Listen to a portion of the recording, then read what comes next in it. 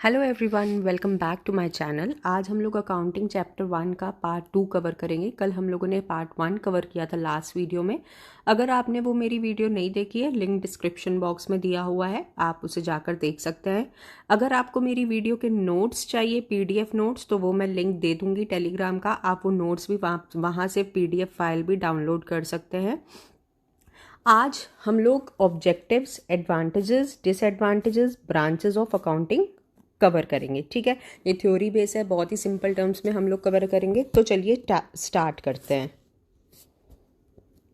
सबसे पहले बात करते हैं ऑब्जेक्टिव्स ऑफ अकाउंटिंग की। अकाउंट्स क्या होता है वो मैंने अपनी लास्ट वीडियो में बताया था कि हमें एक सिस्टमैटिक रिकॉर्ड मेंटेन करना होता है, फिर उसे क्लासीफाई करते हैं, then we summarise those transactions.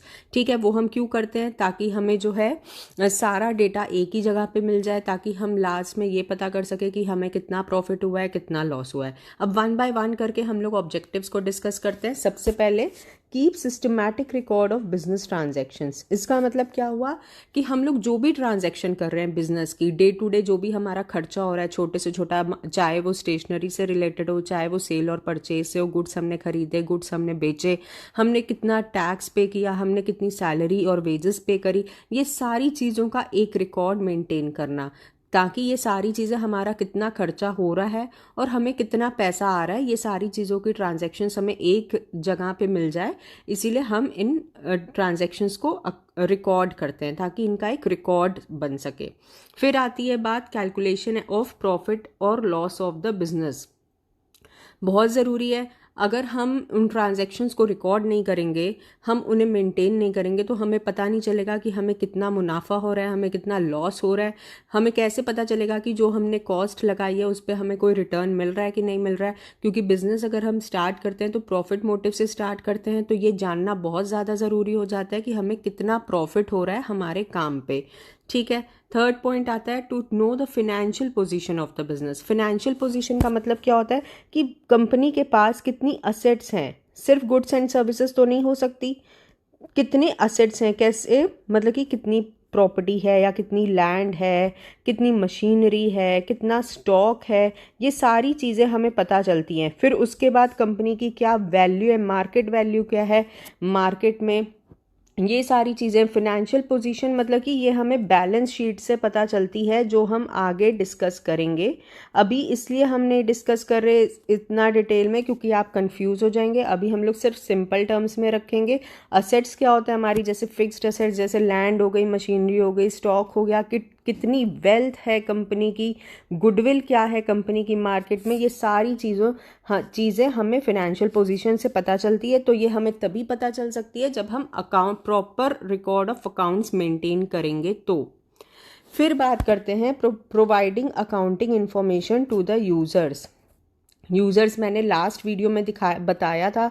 अगर आपने मेरी वो वीडियो नहीं देखी होगी तो आप जाकर देख सकते हैं, लिंक डिस्क्रिप्शन बॉक्स में दिया हुआ है कि इन्फॉर्मेशन यूज़र्स को चाहिए होती है। यूज़र्स कौन कौन से होते हैं?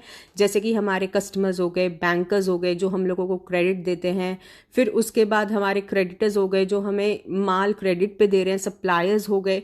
तो इन सबको हमारे अकाउंटिंग इन्फॉर्मेशन चाहिए होती है। क्यों?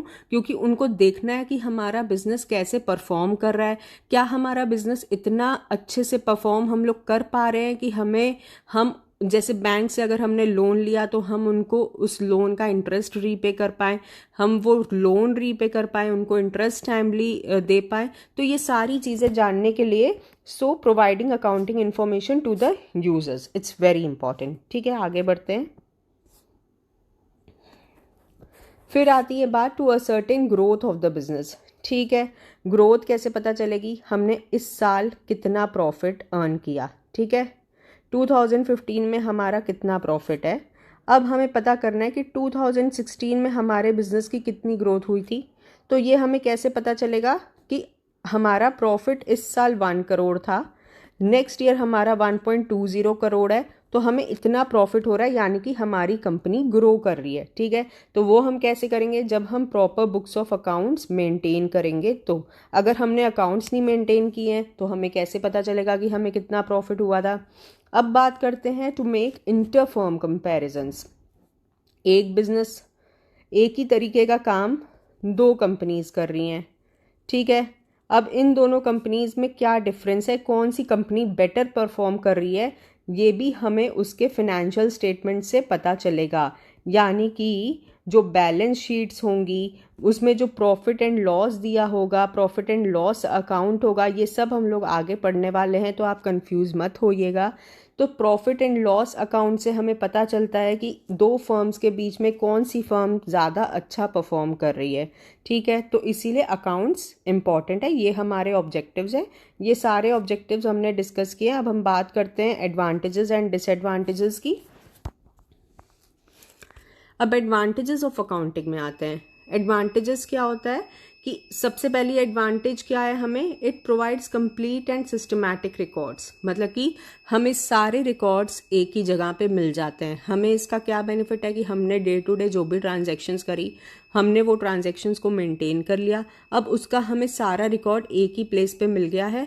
तो ये एक तरीके से एडवांटेज है, क्योंकि फिर हमें बार बार देखना नहीं पड़ेगा कि मतलब हमें at the end of the year है, at the end of the month हमें पता चलेगा कि हमने कितनी ट्रांजैक्शंस करी थी, हमारा क्या प्रॉफिट हो रहा है, हमारा क्या लॉस हो रहा है। तो हम अगर सारे अकाउंट्स एक ही जगह पे मेंटेन करते हैं, so this is the benefit.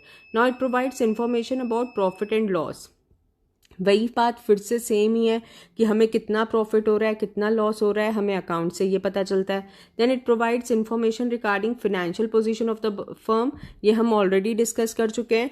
Financial position क्या होती है कि हमारी कंपनी के या हमारे ऑर्गेनाइजेशन के या हमारे बिजनेस के कितने असेट्स एंड लाइबिलिटीज़ हैं, कंपनी को या ऑर्गेनाइजेशन को कितना पैसा बाहर वालों को देना है, कितना पैसा बाहर वालों से लेना है, कितने उसके असेट्स हैं, उसकी मार्केट स्टैंडिंग क्या है, ये सब हमें अकाउंट से पता चलता है।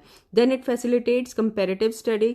इसका मतलब क्या हुआ कि आप एक फर्म को दूसरी फर्म से कंपेयर कर सकते हो, एक बिजनेस को दूसरे बिजनेस से कंपेयर कर सकते हो। आपको पता चलता है कि मार्केट में कौन सा बिजनेस ज़्यादा अच्छा परफॉर्म कर रहा है। Then it helps in taking managerial decisions. इसका मतलब क्या हुआ, मैनेजीरियल डिसीजंस मतलब कैसे, आपने अकाउंट्स बनाए, ठीक है, आपको मान लीजिए किसी साल में लॉस हो गया, ठीक है, अब लॉस हो गया तो आपको पता होगा कि अब मैनेजीरियल डिसीजंस मतलब मैनेजमेंट डिसीजंस लेता है आपके बिजनेस से रिलेटेड। अगर सोल प्रोप्राइटरशिप है तो आप जो सोल ओनर है आप ही डिसीजन लेंगे अपने बिजनेस से रिलेटेड। आपको अकाउंट्स में इससे पता चलेगा भाई आज इस साल मुझे लॉस हुआ है तो मुझे अपने बिजनेस को और कैसे मैनेज करना चाहिए कि अब मुझे आगे जाके लॉस ना हो, प्रॉफिट हो। और क्या हो सकता है, अगर प्रॉफिट हो भी रहा है लेकिन फिर भी हमें पता चलता है अकाउंट से कि हमारे कितने एक्सपेंसेस हो रहे हैं, क्या हमारी इनकम हो रही है, क्या हमें रिटर्न मिल रहा है, हमें कैसे अपने कॉस्ट को कम करना है, कैसे अपने प्रोडक्शन को बढ़ाना है, ये सब हमें हमारे अकाउंट से पता चलता है। तो एक तरीके से हम लोग मैनेजीरियल डिसीजंस ले पाते हैं। Then it helps in the settlement of tax liability. इसका क्या मतलब हुआ कि हमेशा हमें हर बार हर बिजनेस को कोई ना कोई टैक्स देना पड़ता है, ठीक है। टैक्स हमारी एक टैक्स लाइबिलिटी होती है गवर्नमेंट की तरफ। तो वो सारे टैक्सेस की हमें कितने टैक्स अथॉरिटीज़ को पे करने हैं, हमारी क्या क्या लाइबिलिटीज़ हैं, वो सब हमें अकाउंट से पता चलता है। तो अगर हम बुक्स ऑफ अकाउंट्स मेंटेन करेंगे तो हमें पता चलेगा कि हमें गवर्नमेंट को कितना टैक्स पे करना है, कितना इनकम टैक्स पे करना है, क्या एक्साइज ड्यूटी पे करनी है, ये सारी चीज़ें हमें वहाँ से पता चलती हैं। फिर it facilitates in taking loans. मान लीजिए आपने अपने बुक्स ऑफ अकाउंट्स मेंटेन किए, आपको बैंक के पास जाना है, आपको लोन लेना है, तो वो लोन आपको कैसे मिलेगा, बैंक आपके फाइनेंशियल स्टेटमेंट्स को देखेगी कि आपकी परफॉर्मेंस क्या है बिजनेस की, पूरे एक साल की परफॉर्मेंस क्या है, क्या आप उन्हें proper timely payment of loan कर सकते हैं, क्या आप उसे इंटरेस्ट पे कर सकते हैं। तो ये सारी चीज़ें जब बैंक देती है तभी वो आपको लोन देती है, ठीक है। इसीलिए accounts is very important. Then comes it acts as an evidence in the court of law.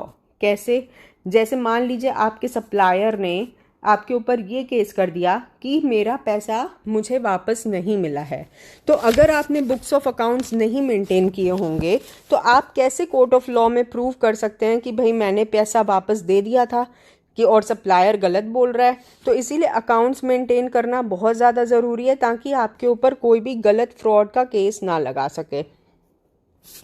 Then it helps in detection of errors and frauds. कभी कभी क्या होता है कि हमारे बिजनेस में बहुत सारे एरर्स हो जाते हैं, हम बहुत सारी गलतियां हो जाती है, या मान लीजिए जो बुक्स ऑफ अकाउंट्स मेंटेन कर रहा है और मान लीजिए हमारे बिजनेस में कोई घपला कर रहा है, कोई चोरी कर रहा है, तो हमें कैसे पता चलेगा? ये हमें पता चलेगा हम अगर बुक्स ऑफ अकाउंट्स मेंटेन कर रहे हैं कि हमारा पैसा किधर जा रहा है, कहाँ जा रहा है, कहीं कोई फ्रॉड तो नहीं कर रहा, कहीं किसी चीज़ की चोरी तो नहीं हो रही। ये सारी चीज़ें हमें हमारे बुक्स ऑफ अकाउंट से पता चलती है।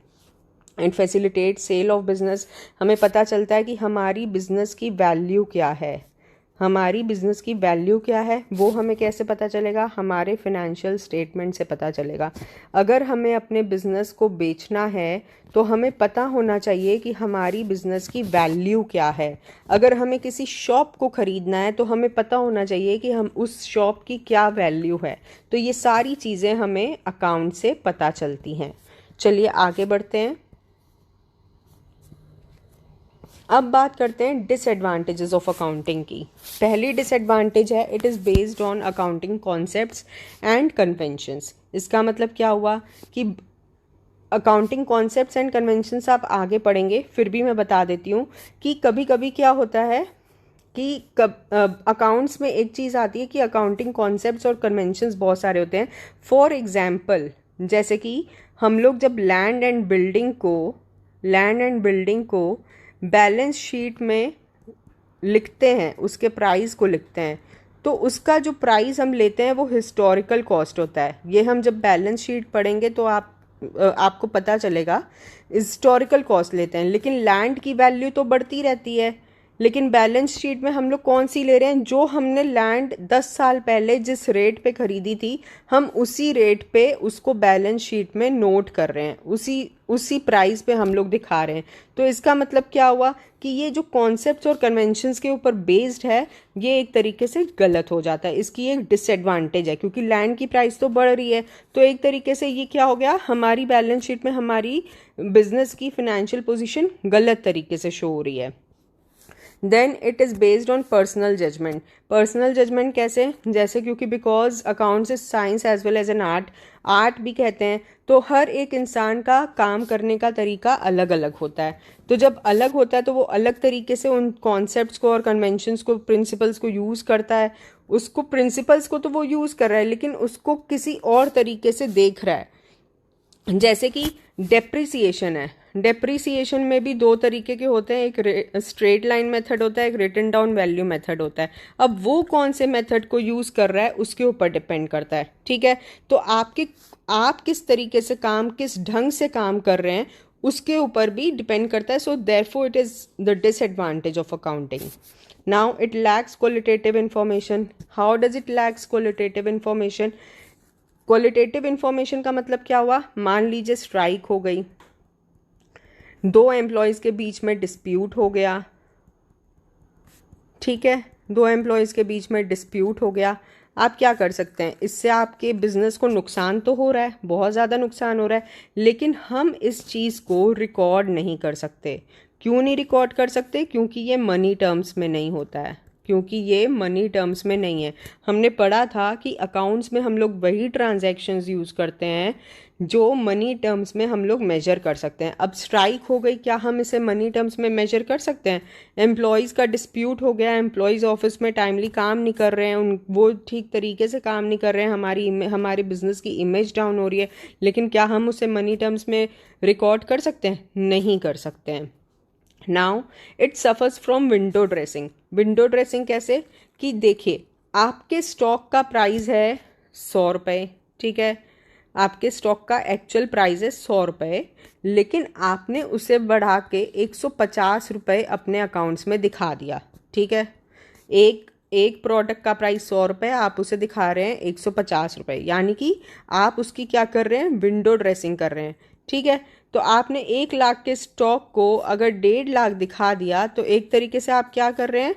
विंडो ड्रेसिंग कर रहे हैं अपने फिनेंशियल पोजीशन को और इम्प्रूव करने के लिए, अपने फाइनेंशियल स्टेटमेंट्स को इम्प्रूव करने के लिए, ठीक है। तो जो कि फेयर पोजीशन आपकी फाइनेंशियल स्टेटमेंट्स की नहीं दिखाती है। ये भी हम लोग बहुत डीप में नहीं जाएंगे, ये भी हम लोग आगे पढ़ेंगे वन बाय वन, ये सारे कॉन्सेप्ट्स क्लियर होंगे। नॉट सूटेबल फॉर फोरकास्टिंग कैसे? क्योंकि हम, इसका मतलब हुआ कि हम लोग आगे का प्लान नहीं कर सकते on the basis of accounts, हम लोग फ्यूचर का नहीं देख सकते। कैसे? क्योंकि अकाउंट्स जो है पास्ट परफॉर्मेंस बताती है। अकाउंट्स हमारी जो भी हमने पहले किया, हमारे साल की क्या परफॉर्मेंस थी या हमारी क्वार्टर की क्या परफॉर्मेंस थी, अकाउंट्स वो शो करती है। इट डजेंट शो कि हम फ्यूचर में क्या करने वाले हैं। ठीक है, चलिए आगे बात करते हैं। अब ब्रांचेस ऑफ अकाउंटिंग्स कौन कौन सी हैं? ब्रांचेस ऑफ अकाउंटिंग, पहली तो फिनेंशियल अकाउंटिंग। फिनेंशियल अकाउंटिंग जो हम लोग अभी पढ़ रहे हैं, इसमें क्या होता है कि हम लोग ट्रांजैक्शंस को रिकॉर्ड करते हैं, उनको क्लासीफाई करते हैं, उन्हें समराइज़ करते हैं। ये सारा कोर्स हम लोग इसी क्लास में कवर करेंगे 11th-12th में। फिर हमारा आता है कॉस्ट अकाउंटिंग। कॉस्ट अकाउंटिंग में हम क्या पढ़ते हैं कि हमारे प्रोडक्ट की क्या कॉस्ट है, ठीक है, हमारी कितनी कॉस्ट लग रही है हमारी चीज़ पे, वो उसे हम लोग कॉस्ट अकाउंटिंग करते हैं। कॉस्ट अकाउंटिंग कहते हैं, मतलब कि हम जो कितनी कॉस्ट लगा रहे हैं और उसके ऊपर हम लोग कितना आउटपुट जनरेट करते हैं, वो हमारा कॉस्ट अकाउंटिंग में आता है। फिर आता है मैनेजीरियल अकाउंटिंग। मैनेजीरियल अकाउंटिंग क्या होता है कि हम लोग अकाउंट्स के बेसिस पे मैनेजीरियल डिसीशंस लेते हैं। मैनेजीरियल डिसीशंस लेने का मतलब क्या हुआ कि हम लोग अपने बिजनेस को कैसे मैनेज कर रहे हैं on the basis of accounts. जितने भी हमारे फिनेंशियल स्टेटमेंट्स हैं उनको देखकर उनके बेसिस पे हम लोग अपने बिजनेस को मैनेज करना, हमारी डे टू डे एक्टिविटीज़ के लिए डिसीशंस लेना, जैसे कि हमें कितना प्रोडक्शन करना है, हमें कितना प्रोडक्शन करना है, कितनी सेल करनी है, कितना प्रॉफिट जनरेट करना है। ये सारे डिसीशंस हमारे on the basis of accounts होते हैं। ठीक है, फिर आती है बात टैक्स अकाउंटिंग की। इसमें हमें कितना टैक्स पे करना है, ये सारी चीज़ें हम लोग टैक्स अकाउंटिंग में देखते हैं। फिर आती है सोशल रिस्पॉन्सिबिलिटी अकाउंटिंग में। इसमें क्या होता है, हर बिजनेस की कोई ना कोई रिस्पॉन्सिबिलिटी होती है सोसाइटी की तरफ। क्यों? क्योंकि सोसाइटी से बिजनेस को इंफ्रास्ट्रक्चर मिलता है, सोसाइटी से बिजनेस को लोग मिलते हैं काम करने के लिए। ठीक है, सोसाइटी से बिजनेस को डिमांड मिल रही है अपने प्रोडक्ट के लिए। तो बिजनेस की क्या रिस्पॉन्सिबिलिटी है? बिजनेस की ये रिस्पॉन्सिबिलिटी है कि सोसाइटी को भी इन रिटर्न कुछ दे।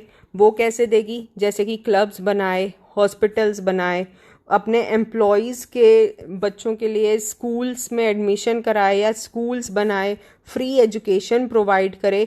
ये सारी रिस्पॉन्सिबिलिटी बिजनेस की है, तो जो बिजनेस परफॉर्म करती है। फिर आती है ह्यूमन रिसोर्स को अकाउंटिंग। ये एक तरीके से नया कॉन्सेप्ट है। इसमें क्या होता है कि हमें ये पता चलता है कि हमारे एम्प्लॉयज़ की भी क्या इम्पोर्टेंस है। एम्प्लॉई एक तरीके से क्या हुआ, हमारे बिजनेस का ह्यूमन रिसोर्स है। एम्प्लॉई हमारे बिजनेस का ह्यूमन रिसोर्स है, तो उससे उसकी क्या इम्पोर्टेंस है उसके, क्योंकि अगर एम्प्लॉई काम नहीं करेगा तो बिजनेस कैसे चलेगा। एम्प्लॉयज़ का काम करना बहुत ज़्यादा ज़रूरी है। जो भी लोग हमारी ऑर्गेनाइजेशन में काम कर रहे हैं वो, क्योंकि अगर वो परफॉर्म नहीं करेंगे तो हमारा बिजनेस परफॉर्म नहीं कर सकता। इसीलिए it talks about human resource accounting. तो आई होप आपको मेरा ये लेक्चर अच्छा लगा होगा। आज हमने objectives, advantages, disadvantages and branches of accounting cover किया है। अगर आपको मेरा ये लेक्चर अच्छा लगा है तो लाइक एंड सब्सक्राइब ज़रूर करिएगा। मेरे चैनल को ज़्यादा से ज़्यादा अपने फ्रेंड्स के साथ शेयर करिएगा। अगर आप चाहते हैं कि मैं अपने कंटेंट को और इम्प्रूव करूँ तो आप मुझे कमेंट सेक्शन में लिख कर बता सकते हैं, so that I can improve my videos further. और नोटिफिकेशन बेल को ज़रूर दबा दीजिएगा, जिससे कि आपको मेरी लेटेस्ट नोटिफिकेशंस एंड अपडेट्स मिलती रहें। Thanks a lot.